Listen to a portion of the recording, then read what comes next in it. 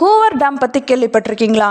அமெரிக்காவில் இருக்கக்கூடிய கொலராடோ ரிவரில் 1936 கட்டப்பட்டது தான் இந்த ஹூவர் டேம். இந்த டேமோட நீளம் 1224 ஃபீட், இதோடைய உயரம் 726 ஃபீட்.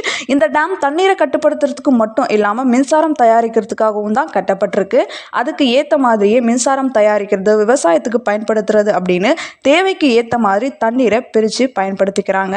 அண்ட் இந்த டேமை சுற்றி ஒரு பிரபலமான பள்ளத்தாக்கு அமைக்கப்பட்டிருக்கு, அதுதான் பிளாக் கேனியன். இதனாலேயே இது மிகப்பெரிய டூரிஸ்ட் பிளேஸாக இருக்குது. அண்ட் இந்த டேம் உடைஞ்சது அப்படின்னா யூஎஸ்ஏக்கு மிகப்பெரிய ப்ராப்ளம் வரும். அது எந்த அளவுக்கு ப்ராப்ளம் வரும் அப்படிங்கிறத மக்களுக்கு தெரியப்படுத்துறதுக்காகவே சில ஹாலிவுட் மூவிஸில் இந்த டேம் உடைஞ்சு விழுற மாதிரி காட்டியிருப்பாங்க.